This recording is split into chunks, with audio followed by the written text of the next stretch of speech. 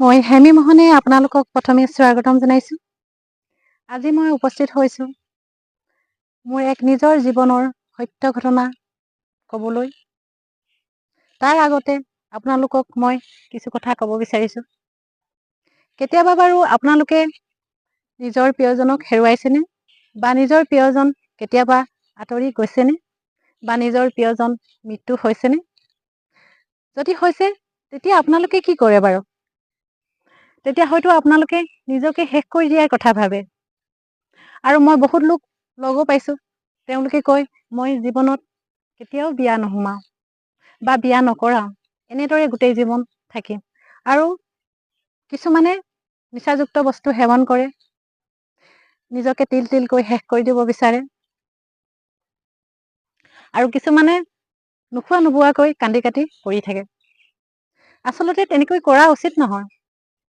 সদায় ভাবিব লাগে যে মোৰ আজি যি হৈছে ভালৰ কাৰণে হৈছে, আৰু ভগৱানে মোক ভালৰ কাৰণে কৰিছে। ইয়াতকৈ মোৰ বহুত কিবা ভাল হবলৈ গৈ আছে, আৰু ভাল হব বুলি ভাবিব লাগে। কাৰণ নেগেটিভ চিন্তা কৰিলে নেগেটিভ হয়, পজিটিভ চিন্তা কৰিলে পজিটিভ হয়।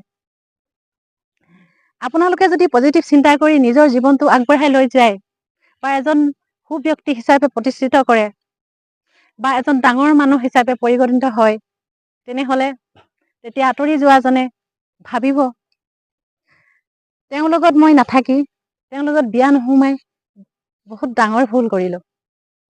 আৰু আপুনি যদি নিজকে তিল তিল কৰি শেষ হৈ যায়, তেতিয়া ভাবিব মই তেওঁৰ লগত নাথাকি বহুত ভাল কৰিলো। সেই গতিকে কৈছো, আনৰ বাবে নিজৰ জীৱনটো কেতিয়াও ত্যাগ নকৰিব, আৰু ত্যাগ কৰা কথাটো নাভাবিব। কাৰণ কোটি কোটি জনমৰ ফলতহে মনুষ্য জন্ম পায়। ধৈৰ্য্য ফল সদায় মিঠা হয়। আপোনালোকেতো মহাভাৰতৰ সকলো কাহিনী জানে। সত্য আৰু ধৰ্মত থাকি পঞ্চ পাণ্ডৱসকলে বাৰে বাৰে ৰাজ্য হেৰুৱাইছিল। তাৰ পাছত শেষত কাৰ জয়ী হৈছিল? পঞ্চ পাণ্ডৱৰ। পৰাজয় বৰণ কৰিছিল কৌৰৱসকলৰ। সেইটো কাৰণে মই ক'ব বিচাৰো যে আপোনালোকে সদায় ধৈৰ্য্য ধৰি আগবাঢ়ি যাওক, নিশ্চয় সফল হবই। কাৰণ মই নিজৰ ক্ষেত্ৰতে প্ৰমাণ পাইছো। মই নিজৰ প্ৰিয়জনক হেৰুৱাইছো, তথাপি মই ভাগৰা নাই, সদায় আগবাঢ়ি গৈ আছো। পিছ হঁহুৱাকা নাই, মই পিছলৈ ঘূৰি চোৱা নাই। সেইবাবে কৈছো, মোৰ দৰে আপোনালোকেও আগবাঢ়ি যাবলৈ চেষ্টা কৰক, দেখিব আপোনালোকৰ জীৱন সফল হৈছে।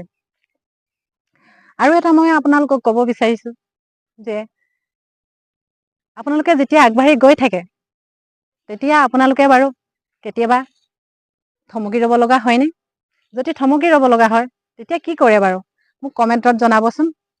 এই বিষয়ে আপোনালোকৰ লগত মই পিছত আলোচনা কৰিম। ধন্যবাদ।